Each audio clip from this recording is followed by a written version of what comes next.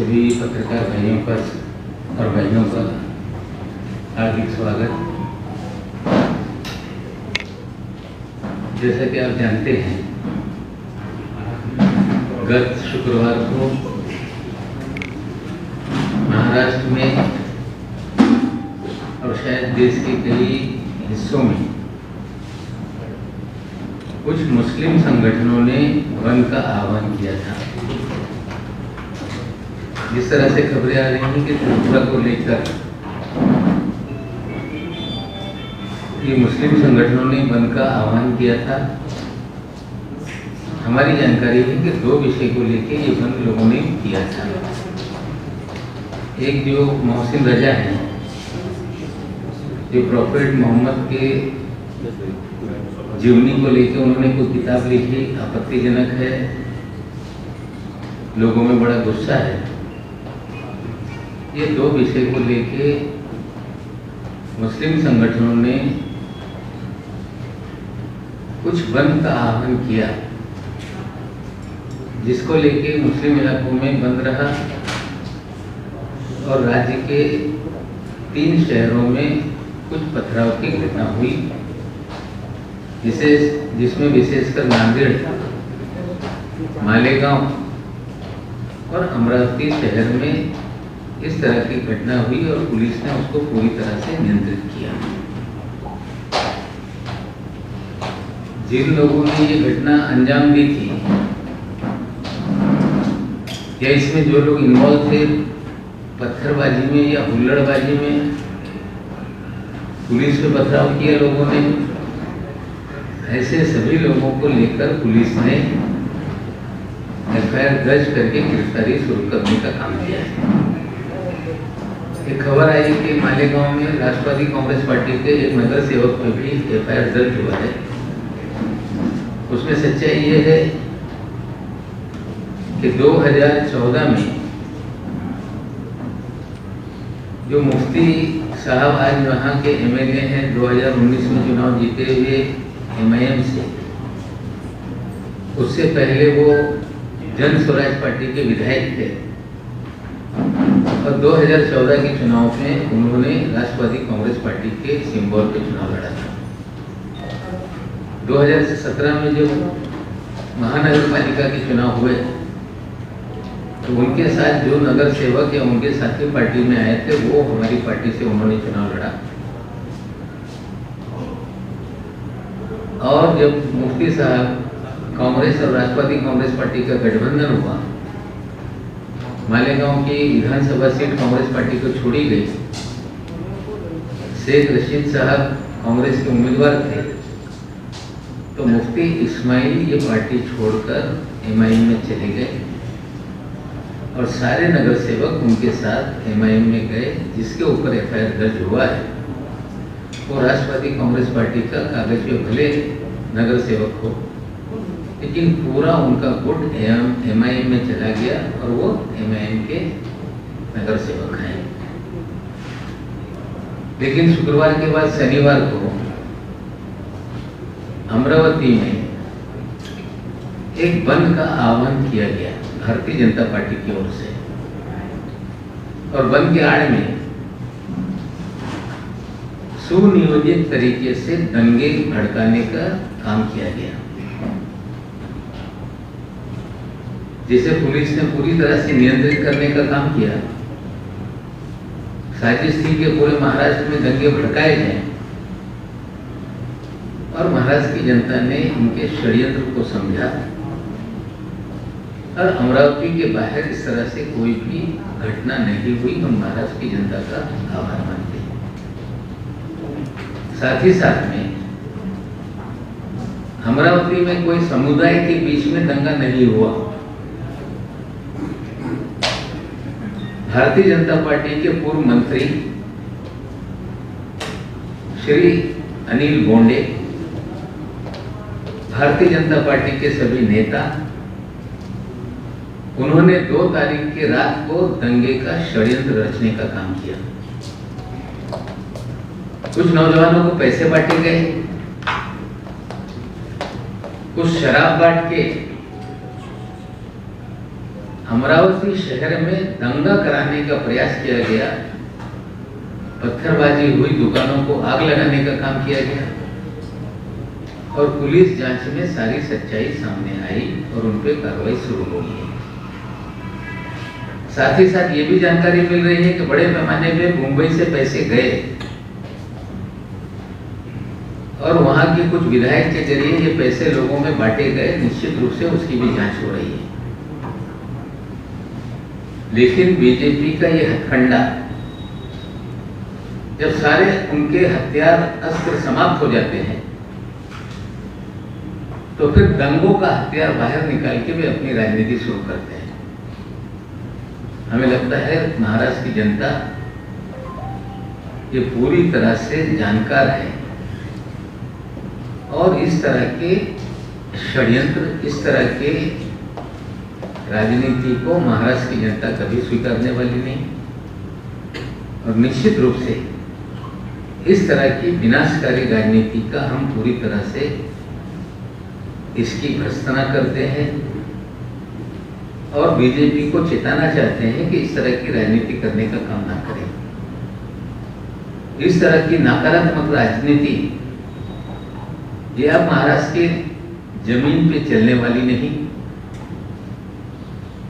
और भारतीय जनता पार्टी के राष्ट्रीय अध्यक्ष आते हैं महाराष्ट्र में और कहते हैं कि महाराष्ट्र की सरकार को उखाड़ कर फेंक देंगे। सरकारें उखाड़ी और बैठाई नहीं जाती। सरकारें जनता चुनती है, बहुमत के आधार पर देश में सरकारें चुनी जाती है। लेकिन उखाड़ने का एक तरीका भारतीय जनता पार्टी का ये भी है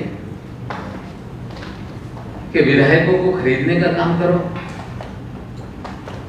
प्रलोभन दो, 30 करोड़ 40 करोड़ रुपए कीमत लगाने का काम करो।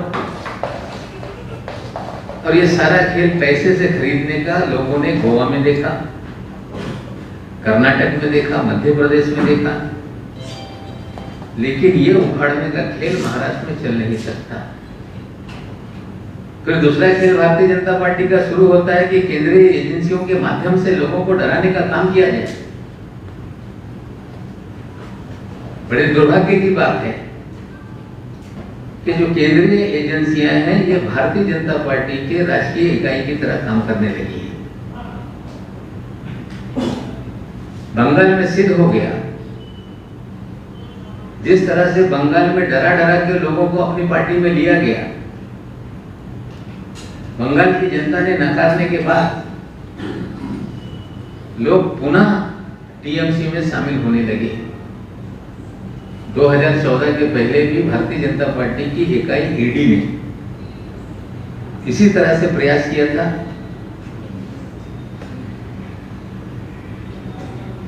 महाराष्ट्र बैंक के संदर्भ में पवार साहब को नोटिस भेजने का काम किया। पवार साहब ने जिस तरह से कहा कि आप मुझे नोटिस भेज रहे हैं, मैं अपने कार्यालय में आ रहा हूं, फिर उन्होंने नोटिस विड्रॉ करने का काम किया। बीजेपी को समझना पड़ेगा कि आप न पैसे से हमको उखाड़ सकते हैं, ना आपने जिस तरह से देश की प्राइम एजेंसियों को अपनी इकाई बना दी है, उनके भय से भी महाराष्ट्र की सरकार उखड़ने वाली नहीं है। नड्डा साहब कहते हैं कि महाराष्ट्र की सरकार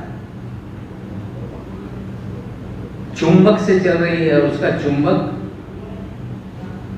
लक्ष्मी है। हमें लगता है लक्ष्मी मां का भी अपमान हो रहा है क्या? महाराष्ट्र की सरकार का चुंबक ये छत्रपति शिवाजी महाराज की विचारधारा है, उनकी प्रेरणा से महाराष्ट्र की सरकार चल रही है। और महाराष्ट्र की सरकार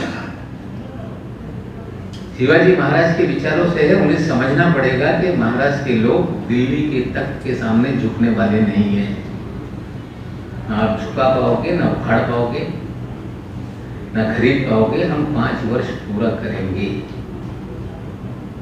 और जिस तरह से पिछले 1-1.5 महीने से हमने एनसीबी का भंडाफोड़ किया, भारतीय जनता पार्टी के नेता कूदने लगे, महाराष्ट्र की जनता ने उन्हें नकारा।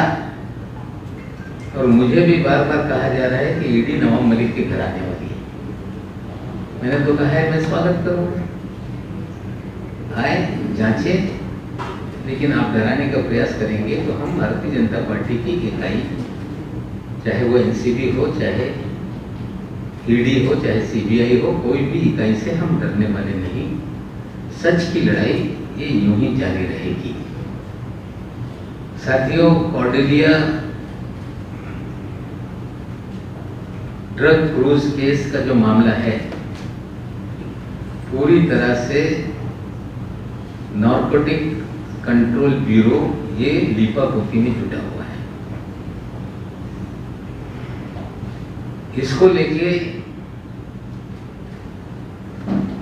जो श्री वानखेड़े अधिकारी हैं, कुल मिला के 6-7 मामले चल रहे हैं उनको लेकर।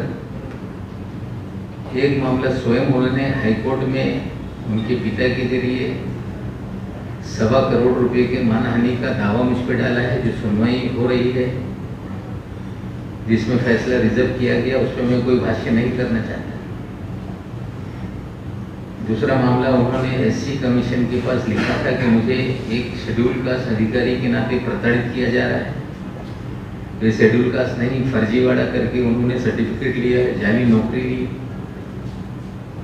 वो रिपोर्ट पुलिस से मांगी गई है, पुलिस भी देख रही है कि इसमें कितनी सच्चाई है। और तीसरा मामला, भीम आर्मी ने, स्वाभिमानी रिपब्लिकन पार्टी ने जो सुप्रीम कोर्ट का 1994 का आदेश था, उसके तहत जो वैलिडिटी कमेटी है उसके पास कंप्लीट हुई है, वो जांच करने का काम कर रही है। और क्रूज का जो फर्जीवाड़ा है, उस फर्जीवाड़े में 3 जांच चल रही है। एक मुंबई पुलिस ने एसआईटी का गठन किया है, उसके पास जांच चल रही है कि जो 25 करोड़ रुपए मांगे गए, डिस्काउंटेड रेट में 18 करोड़ में डील हुई, 50 लाख रुपए उठाए गए, फिर वापस दिए गए। जिसमें पहले दिन हमने भंडाफोड़ किया था कि केपी गोसावी और मनीष भानुशाली कौन है। फिर 9 तारीख को हमने भंडाफोड़ किया कि 3 लोगों को क्यों छोड़ा गया। उसी श्रृंखला में बहुत सारी चीजें हमने बताई।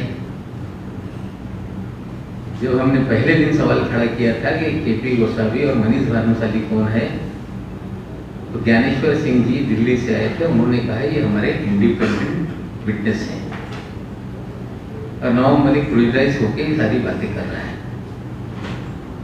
धीरे धीरे उनका एक इंडिपेंडेंट पंच सामने आ गया। उसने पूरी 18 करोड़ की डील और एक सेल्फी 18 करोड़ कैसे बिगाड़ दी, वो सारी कहानी लोगों के सामने रखी। और उसमें एक किरदार सामने आया था, सैम डिसोजा। सैम डिसोजा आज फिर टेलीविजन के सामने अपने बयान दे रहा है। ये सैम डिसोजा नहीं, इसका नाम है सैमुअल डिसूजा, जिसे 26 तारीख के दिन 26 जून को एक वीट बेकरी केस में सम्मन दिया गया था, जिसका हमने एक ऑडियो क्लिप आपको सुनाया था, जिसमें बीबी सिंह का अधिकारी नाम का अधिकारी उससे बात कर रहा है, उसे बुला रहा है।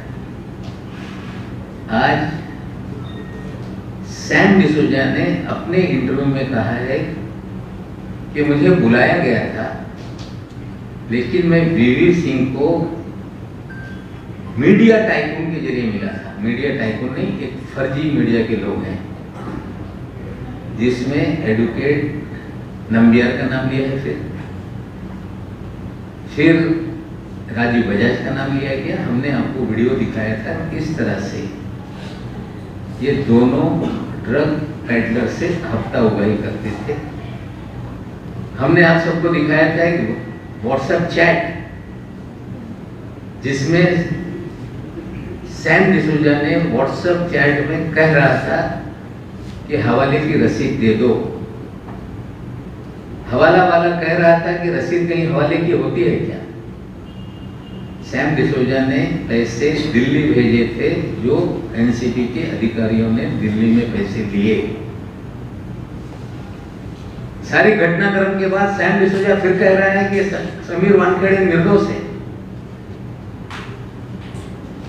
केपी गोसावी, यही लोग सब फर्जीवाड़े में हैं। जो विजिलेंस की जांच बैठी गई, विजिलेंस की या एसआईटी बैठी है, उसके सामने सभी लोग पेश हो रहे हैं मुंबई शहर में। और ये दिल्ली में जाके कहाँ बैठा था ये लोगों को बताना पड़ेगा एनसीबी को। वहां भी इसका स्टेटमेंट क्यों रिकॉर्ड हुआ ये बताना पड़ेगा। और ये हवाले से पैसे किसने लिए ये बताना पड़ेगा। नंबियार और बजाज ने कैसे डील करा कि इसका मुकदमा ड्रॉप करने का काम किया ये बताना पड़ेगा। और आज कह रहा है कि 2 नवंबर के दिन मैंने पुलिस को चिट्ठी लिखी है कि ये 2 लोग फ्रॉड हैं। 1 महीने के बाद फ्रॉड है ये नजर आया पूरी तरह से सैम डिसूजा। मैंने पहले भी कहा था कि ये समीर वानखेड़े का प्राइवेट आर्मी का मेंबर है। सारे नाइजीरियन जितने लोग ड्रग पेडलर हैं उनसे हत्या उगाई का काम करता है और वही फिर एनसीबी के लोगों को बचाने के लिए मैदान में आया है। हमें लगता है, मैं फिर कह रहा हूं कि मेरी लड़ाई एनसीबी से नहीं है। जो चंडाल चौकड़ी मुंबई शहर में बैठी है, समीर वानखेड़े, वीपी सिंह, आशीष रंजन और माने नाम का ड्राइवर, ये चंडाल चौकड़ी हजारों करोड़ की उगाही इस शहर में कर रही है। और जो कहा जाता था, जिस तरह से कोर्ट के आदेश आ रहे हैं कि ये सारा फर्जी मामला बना है, ये स्टैब्लिश होने लगा। मैंने एक नाम लिया था, ये दाढ़ी वाला कौन है। फिर आप लोगों को एक डांस करता हुआ क्रूज पे का मैंने आपको वीडियो भी दिखाया था और नाम उसका बाद में दूसरे दिन मैंने बताया। ये काशिफ खान है, इसका नाम है काशिफ मलिक खान। जो क्रूज पे पार्टी हुई उसका ये पूरी तरह से स्पॉन्सर था। नमस्क्रे नाम का इसका ब्रांड था और जो क्रूज ड्रग केस में जो सीजर हुआ है उसमें नमस्क्रे ब्रांड का पेपर भी सीज किया गया। फिर मेरा सवाल है कि काशिफ खान को क्यों आज तक नहीं पकड़ा गया। काशिफ खान ये गोवा में है। पूरी दुनिया जानती है कि ड्रग का सबसे बड़ा अड्डा, ड्रग टूरिज्म ये गोवा में ही चलता है। रशियन माफिया वहां पे ड्रग का धंधा करते हैं और वानखेड़े की सारी उगाही काशिफ खान करता है। फिर सवाल है कि काशिफ खान को क्यों नहीं बुलाया जा रहा है, उसकी गिरफ्तारी क्यों नहीं हो रही है। पहले मैंने कहा था कि ये पूरी तरह से अंतरराष्ट्रीय माफिया है, फैशन टीवी का हेड बना हुआ है। ये इसके पहले इस्पा चलाता था, लोगों को धोखाधड़ी करके इसके ऊपर कई मुकदमे देश में दर्ज हैं और ये व्यक्ति दिल्ली हाई कोर्ट से भगोड़ा घोषित करने का इसको काम किया गया। जो इतना बड़ा फ्रॉड है, जिसका ब्रांड इस क्रूज केस के अंदर, उसका पेपर जब्ती के अंदर, सीजर के अंदर है, वानखेड़े से क्यों बचा रहा है? क्योंकि वानखेड़े का ये प्राइवेट आर्मी का मेंबर है, गोवा में बैठा हुआ है। जोनल ऑफिस गोवा और मुंबई की है, गोवा में रेड होती नहीं। रशियन माफिया पूरा ड्रग का रैकेट गोवा में चला रहा है और गोवा की वसूली करने का काम काशिफ खान करता है और वानखेड़े उसे बचाने का काम कर रहा है। सैम डिसूजा जैसे लोगों को आगे लाकर छवि सुधारने का काम किया जा रहा है। और हम तो कहते हैं कि हम जो सवाल उठा रहे हैं कि 26 फर्जी मामले हैं, उसकी जांच हो। पहले कहा गया कि 6 मामले हैं, 3 मामले ड्रॉप कर दिए गए। अब खबरें आ रही है कि आर्यन खान, समीर खान और अरमान कोहली की एसआईटी जांच होगी, अंतरराष्ट्रीय मामला है। तो ब्रिटिश नागरिक को आपने फंसाया। उसने ब्रिटिश प्राइम मिनिस्टर को लिखा है कि किस तरह से फंसाया गया। फिर हमें डराने के लिए कहा जा रहा है कि हाईकोर्ट में जमानत रद्द करने की हमने अर्जी लगाई है। फिर हमें डराने के लिए कहा जा रहा है कि जो फॉरेंसिक लैब है गुजरात की, जहां से रिपोर्ट आई कि इसमें किसी भी प्रकार का 7 ग्राम छोड़ के कोई ड्रग नहीं, फिर अर्जी लगाई गई है कि हमें रीचेक करना है। भारत के इतिहास में पहली बार आज तक गुनेगार लैब पे भरोसा नहीं करता था, और वानखेड़े जी तो गुजरात के लैब पे भी भरोसा नहीं कर रहे हैं। मोदी जी का राज, मोदी जी की बनाई हुई लैब, और वो भी संदेह के घेरे में। एप्लीकेशन लगाई गई है कि रीचेक किया जाए। 15 दिन का लिमिटेशन होता है, 4 महीने बाद अर्जी लगाई जा रही है। फिर कहा जा रहा है कि समीर खान का वॉइस सैंपल हम लोगों को लेना है। मोबाइल आपके पास, लैपटॉप आपके पास, 8.5 महीने में आपको ये सूझा नहीं। आपको डराने की कोशिश की जा रही है। आपको समझना पड़ेगा, हम लोग डरने वाले नहीं हैं। और आज एक बड़ी घटना हुई है। आज गुजरात के मोरबी में फिर 120 किलो ड्रग पकड़ी गई, जिसकी कीमत लगभग 1500 करोड़ रुपए बताई जाती है। इससे पहले द्वारका में 350 करोड़ रुपए की ड्रग पकड़ी गई। मुंद्रा पोर्ट पे 27,000 करोड़ की ड्रग पकड़ी गई। गोसावी, भानुशाली, सभी लोग गुजरात में बार बार क्यों जाते हैं? और यह बात सच है कि पाकिस्तान से ड्रग समुद्री रास्ते से गुजरात में आता है। गुजरात से ये पूरा डिस्ट्रीब्यूशन का नेटवर्क है। और अब ये सिद्ध होने लगा मुंद्रा पोर्ट से, द्वारका से, मोरबी से, कि ड्रग का खेल देश में गुजरात से ही चल रहा है। और गुजरात के होम मिनिस्टर कह रहे हैं कि फलान भाजी वाले को हमने पकड़ लिया। ये खेल तो वानखेड़े भी करता था कस्टम में, ये खेल तो अभी भी कर रहा है। कुछ माल पकड़ाना भी पड़ता है और ज्यादा चलाना पड़ता है। ये जो द्वारका में, मोरबी में पकड़ा जा रहा है, हमें लगता है कि कुछ दिखाया जाए कि कार्रवाई हो रही है, लेकिन पूरा ड्रग का खेल इस देश में गुजरात के रास्ते से चल रहा है। अब ये सच्चाई सामने आ गई। हम फिर कहते हैं कि समीर वानखेड़े ये फर्जीवाड़ा करता रहा। इसके जीवन में बहुत सारे फर्जीवाड़े हैं जो सामने आने लगे हैं। आर्यन खान को किडनैप किया गया उगाही के लिए, ये सारी चीजें सामने आ रही है। कितने ही सैम डिसूजा को सामने ले आए, तो इन्होंने जो भी काम किया है उस पर वे पर्दा डाल नहीं सकते।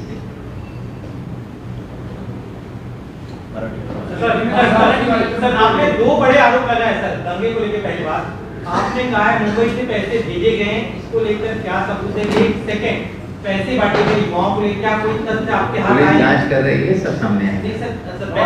पुलिस जांच कर रही है, सब सामने है। कितने हजार आरोप लगाया गया कि रजा अकेडमी को सरकार शहर दे रही है, रजा अकेडमी ने सारे धंधे कराए। नहीं, मेरे पास एक तस्वीर है। आशीष सेलार रजा अकेडमी के दफ्तर में बैठे थे, अभी आप लोगों को दे दूंगा। शायद ये भी षड्यंत्र का हिस्सा था कि मुझे पता नहीं। रजा अकेडमी को आप लोग का श्रेय है, इस पर क्या कहते हैं? आशीष सेलार उनके ऑफिस में जाके मीटिंग कर रहे थे, मैं दफ्तर में दे दूंगा। रजा अकेडमी की इतनी औकात नहीं कि पूरे महाराष्ट्र में उनका संगठन हो। कुछ मौलाना है जो इस शहर में सबके कार्यालय में घूमते रहते हैं, बयान निकाल देते हैं, दंगे करा ले, इतनी उनकी ताकत नहीं। लेकिन रजा अकेडमी के कार्यालय में आशीष सेलार बैठ के मीटिंग कर रहा था, उसकी तस्वीर मैं आपको देता हूँ। पाबंदी लगाने की मांग की जा रही है सरकार से। जांच करके जो होगा होगा, लेकिन दंगाई जो है सबको जेल में डाला जाएगा। सर, आपने ड्रग्स को लेकर कहा है, गुजरात का फिर लिंक सामने आया, उसको लेकर आप क्या करेंगे? गुजरात का लिंक आया है। मुंद्रा, मोरबी, द्वारका, ये क्या खेल गुजरात से चल रहा है, सामने है लोगों। विक्रम गोखले जे अडणीचे आहेत त्यांनी म्हटलंय की लोकांना 10,000 रुपयामध्ये हॉटेलला जाता येतं, पण मोदींनी इतक्या 70 वर्षाचा काळ जो आहे तो साफसफाई करताय, त्यामुळे थोडीफार महागाई झाली चालू शकत नाही। त्यांच्यासारखे फर्जीवाडे करून लोकांची जागा हडपण्याचे गुन्हे इतरांवर नाही आहे। त्यांच्याकडे 10,000 रुपये हॉटेलमध्ये देण्यासाठी आहे, पण या देशामध्ये 5,000 पेक्षा कमी पैशामध्ये संपूर्ण कुटुंब जगतायत। गोखले हे फर्जी आहेत, त्यांच्यावर गुन्हा दाखल आहे, लँड स्कॅम त्यांनी केलेला आहे। आता ह्या लँड स्कॅमवर लोकांनी बोलू नये। सर, सवाल था रजा अकेडमी ने जब मुंबई बस का ऐलान किया था, उसके बाद जो देखिए, रजा एकेडमी का जो गुनाह होगा पुलिस जांच करके उन्हें भी बख्शा नहीं जाएगा। लेकिन रजा एकेडमी के कार्यालय में आशीष शेलार बैठे थे, उनकी तस्वीर अभी हम आपको दे रहे हैं। क्या राज्य के खुफिया विभाग और गृह मंत्रालय या जो भी टीम स्टेट को विजिट करती है, क्या वहाँ तक इस मामले को लेकर कोई बात लगी कि इस तरह का मेरी जानकारी नहीं है, गृह मंत्री अभी गडचिरोली में है, अधिक जानकारी को देंगे। तुम्ही जो फोटो म्हणताय तो फोटो असं सांगतोय का, असं स्पष्ट करतोय का? मला माहित नाही, असं आहे माझ्या कार्यालयात कोणी आला तर मला काही आक्षेप नाही। नेते असतील, मंत्री असतील, त्यांच्या कार्यालयात लोक येत आहेत, त्यांना भेटीसाठी डेलिगेशन घेऊन जात आहेत, पण भाजपचे नेते रजा एकेडमीच्या सोबत त्यांच्या कार्यालयात कुठली मीटिंग करताय याचं उत्तर त्यांच्याकडून अपेक्षित है। मी फोटो देतोय। किस दिन की फोटो है सर? मुझे पता नहीं, फोटो उनके कार्यालय में है, उनके घनिष्ठ संबंध है, वो क्या उनके जरिए भी कुछ किया गया ये पुलिस जांच करेगी। मलिक साहेब, गोव्यात हे जे ड्रग्स रॅकेट चालतं ते फार वर्षापासून चालतं। हे काँग्रेसच्या काळात ह्याच्यामध्ये युतीमध्ये सुद्धा मोठ्या प्रमाणावर यायचं। पण मला सांगा, आता तुमच्या आता सत्ता महाविकास आघाडी सरकार हे ड्रग्स रॅकेट म्हणजे मोठ्या प्रमाणावर गोव्यावर निघते, महाराष्ट्र सरकार काय करू शकत नाही? नाही, जे ANC आमचे आहे अँटी नार्कोटिक सेल, त्याची कारवाई NCP पेक्षा 10 पट जास्त आहे। त्यांनी जे जप्ती केलेली आहे ते या जे राष्ट्रीय एजन्सी आहे त्याच्यापेक्षा जास्त जप्ती केसेस करण्याचे काम त्या एजन्सीने केले। जैसा पिछले कई दिनों से महाराष्ट्र में राज्य गृह विभाग का जो स्ट्राइक चल रहा है, एसटी कर्मचारियों का, जी, तो लग रहा है कि सरकार तो देखिए ST कर्मचारियों का आंदोलन भी एक गलत दिशा में भारतीय जनता पार्टी ले जाना चाहती है। ST कर्मचारियों की तनख्वाह बढ़े, उन्हें बोनस मिले, उनके सवाल छुड़ाए जाएं, इसको लेके कोई भी सरकार के मन में नकारात्मक भूमिका नहीं है। लेकिन जो मांग रखी गई है उन्हें राज्य सरकार के कर्मचारी घोषित करने का काम किया जाए। नगर निगम हो और बहुत सारे निगम हो, ये सभी कर्मचारियों को अगर राज्य सरकार का कर्मचारी घोषित कर दिया जाएगा तो जो महाराष्ट्र सरकार का राजस्व है ये तनख्वाह भी देने भर का नहीं हो पाएगा।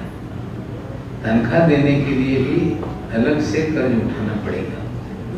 जो भी निगम है, जो भी मंडल है, जो भी नगर पालिका या महानगर पालिका है, वो स्वायत्त संस्थाएं हैं, उनकी तनख्वाहें देना उनकी जिम्मेदारी है। अगर कोई भी संस्था कमजोर है तो राज्य सरकार अनुदान दे सकती है, लेकिन कर्मचारी अधिकारी ये राज्य सरकार के बना दिए जाए तो हमें लगता है कोई भी देश की सरकार इन सभी कर्मचारियों को राज्य सरकार के कर्मचारी अधिकारी नहीं बना सकती और सरकारें कभी भी इसका बोझ नहीं उठा सकती। अगर बहुत ज़्यादा प्यार है बीजेपी के लोगों को तो एयर इंडिया के लोगों को भी जिम्मेदारी लेने का काम करें, टेलीकॉम विभाग के लोगों की जिम्मेदारी लेने का काम करें। जो घाटा में सस्ताई चल रही है इसे देश में बेचने का काम किया जा रहा है। जाए मोदी जी के दरवाजे पे आंदोलन करें, उनके लिए न्याय मांगे। हमें लगता है कि ST कर्मचारियों को भी समझ में आने लगा है और धीरे धीरे कर्मचारी काम पे लौटने लगे। भाजपचे गोपीचंद पडळकर, सदाभाऊ खोटे सरळ तिथे जाऊन आगारांना टोकांना टाळी मारतायत। त्यांचा अधिकार आहे, त्यांना दुसरं काही येत नाही। आता त्यांचा अधिकार आम्ही उचलून घेऊ शकत नाही, पण कर्मचाऱ्यांना आता कळू लागलेले आहे, हळूहळू ते कामावर रुजू होण्याची त्यांनी सुरुवात केली है। सर, आपने कहा कि पूरे महाराष्ट्र में दंगे भड़काने की इसकी साजिश थी, क्या इसको लेके कोई खुफिया रिपोर्ट या कोई जानकारी सामने आई है? गृह मंत्री इसकी जानकारी लोगों को देंगे। तुम्ही इतकी अवकात नाही की दंगे करत असतील, तर तुम्ही अप्रत्यक्षपणे असं म्हणताय का की भाजपच्याच पाठिंबाने हे सगळं झालेलं आहे? ते बघा, असं आहे की त्यांनी ज्या पद्धतीने आवाहन केलं शुक्रवारच्या, जे मोहसिन रजा आहे किंवा त्रिपुराची घटना, त्यामुळे लोकांनी बंद पाडला। नवाच्या नंतर काही लोक निवेदन देण्यासाठी चला आपण कलेक्टरच्या कचेरीवर जाऊ, ते मोर्चे सुरू झाल्यानंतर दगडफेकी झालेली, ठीक आहे, ज्यांनी हे काही कृत्य केलेलं आहे त्यांच्यावर कारवाई होणार आहे। पण अमरावतीची घटना सुनियोजित दंगल घडवण्याची होती, दंगल पेटवण्याची होती, त्याच्यात पैसे वाटण्यात आले, दारू वाटण्यात आला, त्याच्यात भाजपचे नेते अटक झालेले आहे आणि त्याचे पैसे मुंबईतून गेले, एका आमदाराकडे गेले, ते वाटप झालेले आहेत, त्या दिशेने पोलीस तपास करते। भाई समीर खान के केस मध्ये ईडी ने ते आता जे म्हणत दाखवतात की they might likely go and challenge Not ED, NCB. Sorry, NCB is planning on going and trying to see if this bail be cancelled. That is a legal battle. Definitely, we will fight in the court of law. Is there a precedent like this after charge sheet has been filed and when the matter is already I had read in a newspaper that they can do this thing. Definitely, they can do what they want. But it's a legal battle. Blindly, they cannot do anything. They must go to the court, obtain an order from the court. Without obtaining any order, they could not go ahead. Thank you. Modi साहब आगे क्या ऐसा समझा जाए कि राज्य में जो भी हिंसा हुई है उसको लेकर सरकार के पास राज्य सरकार का गृह विभाग काम कर रहा है, गिरफ्तारियां हुई और भी चीजें गृह मंत्री बताएंगे।